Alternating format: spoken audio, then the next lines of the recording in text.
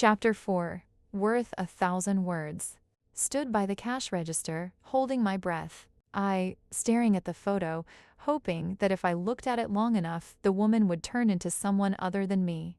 My eyes moved to the large, black letters over the picture. Woman saved from drowning off Marlin Beach, thanks, rescuer. My knees began to buckle as I read the caption. Victim is brought to shore by rescuer after being swept out by rip current.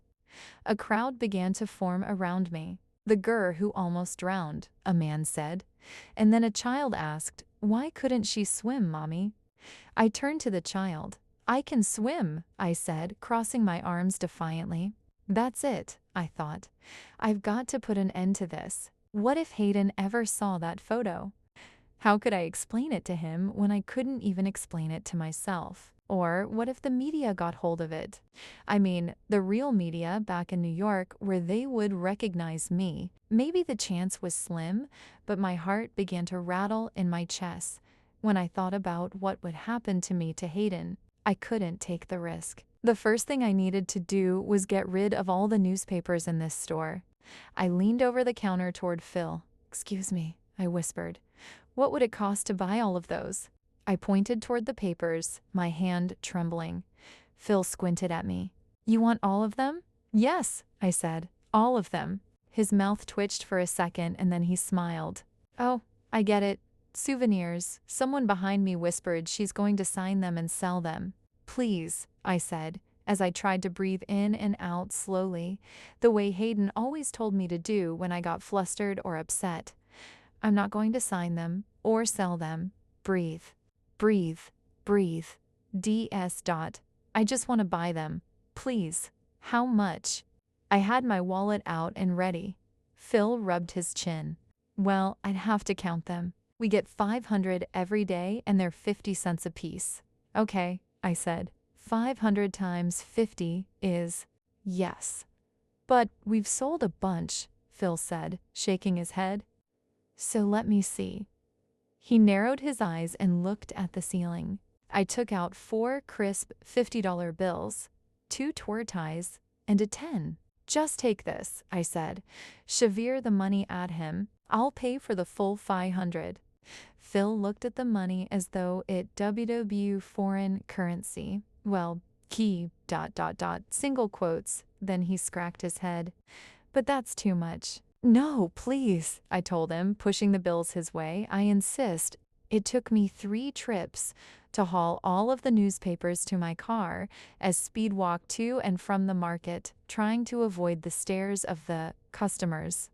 I tossed 1 copy on the passenger seat and threw the rest in the trunk. Then I got in, slammed the car in reverse, and launched onto the road. I drove for 10 minutes with no idea where I was going until I came to a field surrounded by a black post-andreal fence where 3 horses grazed. I pulled off the road onto the dirt shoulder. I grabbed the paper and took a good, long look at the photo. For a second, I could feel his arms around me again. I could feel his lips on mine. I could taste the salt water. And it was all ... nothing. It was all nothing. I was a happily engaged woman, getting married in 3 months and looking forward to it. I sat there imagining my walk down the aisle, Uncle Whit at my side, his arm linked in mine, standing in for my late father. And Hayden would be watching me take that walk, waiting for me, looking tall and handsome, his face tanned from golf or tennis or the family yacht, his hair bleached from the sun. He would give me that little nod and that wink that I loved. I unfolded the paper and read the article. A woman fell through the dock at 201 Paget Street off Marlin Beach yesterday afternoon and was apparently swept away by a rip current. In a daring rescue, a man dove in after her and brought her back to shore. The grateful victim gave her hero a kiss. Neither the victim nor the hero has been identified. The incident took place around 4 o'clock, according to Dan Snuggler, owner of Snuggler's Pet Supply on Cottage Street. Snuggler was walking his poodle, Malarkey, at the time of the incident and took this photo. It was quite a courageous rescue, Snuggler said. It looked as though she couldn't swim. Snuggler also noted that the dock is on private property and added maybe she shouldn't have been trespassing. For more photos, turn to page 7. More photos? My hand trembled, rattling the pages as I turned them. 4, 5, 6. Thank God, I thought as I found page 7. There were no other photos of me or Roy, only pictures of Mr. Snuggler's poodle frolicking on the beach, which made me wonder just what kind of journalism was being practiced in this town. Oh.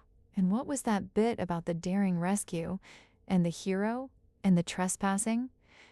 I hurled the paper toward the back seat as the realization hit me that I had to do some damage control. I grabbed the bag from the market and took out my sandwich. Yes, damage control was definitely in order, I thought as I took a bite. The turkey and stuffing were still warm. I took another bite. The cranberries were cool and refreshing, and the bread tasted homemade. I opened the bottle of club soda and took a sip. I watched the horses graze and flick their tails at passing flies. There was no way I could have this photo circulating. Even if my name wasn't mentioned, and even if it was just in the Beacon Bugle, there was only one thing to do. I would go to every store in town that sold the Bugle and buy up all the copies. I would take them out of circulation. Then tonight, I would find a big trash bin somewhere and dump them. I drove around town and made 6 stops, ending with the 3-penny diner, where the aroma of freshly baked cider donuts was overwhelming. Laying 2 20s on the counter, I scooped up their copies and dropped them in my trunk. I felt a surge of relief as I slammed the lid. The incident involving the swimmer was officially closed. By this time, it was almost 2 o'clock. I set the GPS for Chet Cummings's house again and headed off. When I arrived on Dorset Lane, the green Audi was in the same place. I knocked on the door several times and looked in the kitchen window again, but the house appeared to be empty. I sat in the car and wondered what to do. I could go back to the Victory Inn, open my briefcase, and get some work done. That was one option. But the day was so clear, and the sky so relentlessly blue. I leaned back against the seat and let the breeze drift through the windows as I surveyed the neighborhood. Most of the houses were older, early 1900s, I guessed. Each one had a dark green lawn and gardens full of coneflower, lupin, black-eyed Shasta daisies, beach heather, silvery, Russian sage. I could see Gran as a girl, tending one of these gardens. The same way I'd seen her so often as an adult, trowel in her hand, floppy yellow hat on her head. She would be humming to herself, pulling up weeds or deadheading old blossoms, maybe adding a little more mulch here or there. I felt so sad to think that I would never see her in her garden again. I squeezed my eyes shut to keep the tears away. I just wanted to feel connected to her. Maybe I'd hung my hopes on finding that connection in Beacon through Chet Cummings. And maybe that wasn't going to happen. Maybe I'd come all this way for nothing. I gazed again at the houses on the street and began to wonder about my grandmother's childhood home. What if she had lived on this very street? What if I was looking at her house right now, and I realized that perhaps there was something I could do? I could find Gran's house. This was something I could easily accomplish. Real estate was my specialty. I pictured myself driving down a street of quaint New England homes, knowing that Gran's was one of them, looking for her house. I started to feel much better. I took out my cell phone, checked the internet, and found the number for the Beacon Town Clerk's office. The town clerk's office would know where the real estate records were kept. The woman who answered the phone told me the records were kept right there at 92 Magnolia Avenue.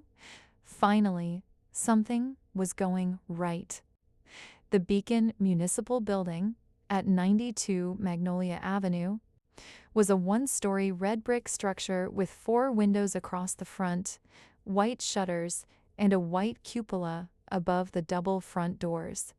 It looked like it had been built in the 1960s. Not too modern, but not too old either. I stepped inside and caught a faint whiff of ammonia. A directory on the wall listed the town clerk's office as being in room 117. By the time I arrived at that door, the ammonia smell had been replaced by the smell of spaghetti sauce. A woman with short gray hair and the wrinkled face of a pug dog sat at one of two desks, eating penne and marinara from a plastic tray. All around her were piles of paper, notepads covered with dark, scrawled handwriting, stacks of manila folders from which the edges of documents peeked out, pens, markers, and colored paper clips. The nameplate said Arlen Fletch, waiting for me to speak. She put down her plastic fork and looked up. Team Ellen Branford, I said, extending my hand. Asterisk from New York, I added. I beamed a big smile her way as I noticed a yellowed microwave oven in a little cabinet across the room. Arlen looked at my hand and then shook it. My grandmother lived in Beacon when she was young. Arlen nodded and stirred her pasta around in its tray. A puff of steam rose into the air, and she recently died. I waited to see if there would be any reaction to that, but Arlen just looked at me again. A door closed somewhere down the hall, followed by a stream of laughter. Am here taking care of some business for her, I went on, and while I'm here I'd like to find the house where she grew up. Arlen slipped one of the tines of the plastic fork, threw a piece of penne, then she popped the food into her mouth. So I take it you don't have the address. That's right, I said, relieved that she could talk. That's what I need to find. She looked down at her tray, eyeing it for several seconds, and I thought she was going to tell me to come back in 20 minutes so she could finish her lunch. Instead, she smiled for the briefest second and said, "Well, you've come to the right place." She led me into an adjoining room that had no windows and smelled dry and stuffy. Except for a table with two computer monitors on it, the room was filled from floor to ceiling with books in gray metal bookcases. I knew that between the computer, database and the books, the room contained copy of every real estate document that existed. Very first sale that was recorded. For every piece of property in Beacon, there would be deeds of title, mortgage deed, there would be deeds of title, mortgage deeds, tax liens, foreclosure notices, there would be judge, mint liens, bankruptcy notices, covenants and restrictions, and easements. And somewhere there would be a deed of title to a piece of real estate in my great-grandparents' names. Okay, so let me show you how this works, Arlen said, taking her pencil and waving it as though it were an orchestra leader's baton. First, someone comes in with a document. Could be a deed of title. That's a pretty common one. Or it could be a mortgage deed, or maybe a... Excuse me, I said, as I started to raise my hand to stop her from wasting her time and mine, to tell her I'd spent hundreds of hours in rooms like this, doing title searches as a young real estate associate. But the look on her face was so serious, so stern, that I decided I'd better keep quiet. Sorry, I said. I thought I had a question, but I don't, she nodded. Well, then, let's say it's a deed of title. Cecil or I, he sits over there. She pointed to the empty desk. We put it through that machine? She nodded toward an old timestamp machine. That puts the date and time on the deed, so there's no question when it came in. She pointed her pencil at me. That can be very important. When people are arguing about who owns what you know, this was Real Estate 101, but I bit my tongue. Then we photocopy it and scan it on this thing. She pointed to a scanner. And Alice, who comes in 3 mornings a week, puts it all into the computer and organizes it all in there, so people can look up a deed by seller, buyer, property address, you name it. I continued to stand there patiently, while Arlen explained how to look through the annual grantee indexes for my great-grandfather's name, and how, if I found his name, there would be a notation as to what kind of document had been filed with the town clerk and the number and page of the book where a copy of the document would be found. As Arlen talked, I began to wonder if I would find my great-grandfather's name in this vast selection of books that contained the history of Beacon real estate. And if I did, where would the house be, and what would it look like? Would it be brick or stone? Maybe it would be a clapboard house with shutters. Maybe it would have a nice porch on the front like Chet's porch. On the other hand, it might have an ugly addition pasted onto it, or, worse, be run down and falling apart. I began to worry. What if it was owned by a commune or a group of drug dealers? Were there drug dealers in Beacon? I wondered. I looked up and saw Arlen staring at me. She seemed to be waiting for me. "Team, sorry," I said. She waved her pencil. "Federal tax lien. Ever had one filed against you?" I shook my head. "No, I haven't. Some of my clients had, but I wasn't going to get into that." Arlen's gray eyes seemed to light up with this topic. "You'd sure know if you had," she warned me. "Those IRS people, they're monsters?" "Really?" I said in a half whisper. I dated a guy in law school who was now working in the office of the chief counsel of the IRS. I had never considered him a monster, although I did later find out he was secretly dating someone else at the same time he was dating me. Maybe Arlen had a point. She put the pencil in the pocket of her pants. "You should begin here." She motioned toward a section of ancient-looking leather-bound books. These were massive things, whose covers were chipped and flaking, and whose yellowed pages, I knew, were filled with beautifully penned deeds and other documents that would make even Bartleby the scrivener sit up and take note. They would contain the oldest records. Then you can work your way up to these.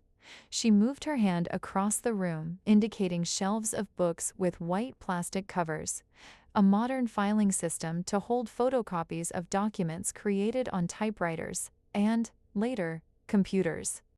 Finally, she pointed to the table with its two sleek black monitors. "Anything recorded in the past 5.5 years is in our database, and you can find it on one of those," she said. I nodded. "Thanks. That will get me started." I sat down on a metal chair and searched for Goddard, my great-grandfather's last name. I pored over all the annual indexes for a 20-year period, from the late 1800s through the early 1900s. Although each index had a section for every letter of the alphabet, the names in each section were not alphabetized. Grant would come before Gibson, and Gates would be after Goats. That's just the way it was with the old books. People came in with deeds and other documents to record, and the clerks entered them in their section of the book in the order they were received. On top of that, all the old entries were handwritten, which made reviewing them even slower. After 2 hours, I'd come up with nothing. My throat was dry, and the stuffy room was giving me a headache. Arlen was sorting through a stack of papers when I walked up to her desk. "Got a question?" she asked. I shook my head and gave a despondent sigh. To find Gran's house would have been wonderful. It would have been so exciting to stand before it with my feet on the ground where she might have stood decades ago. I was disappointed. There was no denying that. No question," I said. "I think I'm done. Thanks again for your help." Arlen nodded and went back to her papers. I turned to leave and noticed a set of old cards, matted and framed, hanging by the door. I walked up to take a closer look. There were yellow, tinged street scenes of downtown Beacon showing shops and people walking on the sidewalk, and cars with rounded fenders and huge steering wheels. There was a postcard of a stark white building that had once been the town hall. And there was a red brick building sitting on a blanket of green grass. An oak tree with a gnarled trunk stood in front like a wizened sentry. At the bottom of the postcard were the words Littleton Grammar School, Beacon, Maine. Littleton Grammar School. What was that? I turned to Arlen. "I do have a question," I said, pointing to the postcard. "Do you know if this school was around in the 40s? If it was around then, my grandmother would have been a student there." Arlen walked over, put on a pair of silver half-glasses and peered at the postcard as if she had never seen it before. "That's the Littleton School," she said. "Built?" "Yes," I said. "Do you have any idea when it was?" "I believe it was built in the 20s. She squinted and moved to within an inch of the postcard. "But I can tell you for sure if you just hold on a minute." Arlen went searching through a file cabinet and finally pulled something out of a drawer. "Here it is." She waved a pamphlet at me. "One of the schools did a project last year on the history of the old buildings in Beacon. It talks about Littleton School in here." She handed me the booklet. On its yellow cover was a child's drawing of a large green house with gables on the front. Inside were photos of a dozen local historic buildings, each accompanied by a narrative. I thumbed through and found a copy of the same postcard. "Built between 1923 and 1924. The school had opened in the fall of 1924, the write-up said. "Yes, my grandmother would have been a student there." "You can have that one," Arlen said, closing the file cabinet. "We've got lots of copies." "I have one more question," I said, "and I really appreciate your help." I clutched the pamphlet in my hand. "Is the school still around?" She blinked her eyes wide open and stared at me. "Well, of course it's still around. It's on Nyack Lane." With that, she turned, went back to her desk, and picked up her phone. I noticed a tiny orange spot on her shirt sleeve when I walked by, and I wondered if it was tomato sauce. The cool late afternoon sun and fresh air were a welcome change after the stuffiness of the records. Broom! I programmed my GPS for Nyack Lane. It was 3.2 miles away. Maybe I hadn't found my grandmother's house, but finding her school seemed pretty good. I was beginning to feel better about Beacon. Something about this town was becoming almost appealing. Nyack Lane was a residential street of mostly white houses that sat back from the road, giving way to long front yards filled with gardens of lilacs and blue hydrangeas. The school looked a lot like the postcard, but there were some major differences. One of them was the circular drive and small parking lot in the front that hadn't existed when it was built. I pulled in and parked. Then I walked slowly around the building, studying the words Littleton Grammar School 1924 etched over the huge wooden front door, noticing the surprising smoothness of the brick when I ran my hand over it, peering at the mullions on the windows and the thick layers of white paint covering the trim. An addition had been grafted on to the back of the building in bright, new red brick, and on one side of the school, there was a large playground with a rubberized surface. A group of children played on at a picnic table, the swings and slides while young mothers chatted. I walked back to the front of the school, toward a huge oak tree with roots that rose above the ground like arthritic fingers. The giant tree canopy was full and hung over the grass like a leafy umbrella. I sat down with my back against the craggy bark and imagined my grandmother sitting there. Maybe she was 6 and it was her first day of school. Maybe she was 11 and she had a crush on a boy. I could feel her in the grass, in the sunlight as it snuck through the branches, in the still warm patch of dirt underneath me. I ran my fingers along the top of a root and felt the tears well up. They slid down my cheeks and fell onto my pants, making dark spots on the fabric. "I miss you, Gran," I whispered, my voice choking. "I miss you. And I've come here to do what you asked me to do, but it's not going the way it's supposed to. First, I fell into the ocean and almost ... I almost drowned, Gran. Then I tried to deliver your letter, but I haven't been able to do it. And I tried to find your house, but I couldn't do that either. I wish I knew why these things were happening. I wish you could tell me." A breeze rustled the tree branches above, and I put my head in my hands and closed my eyes.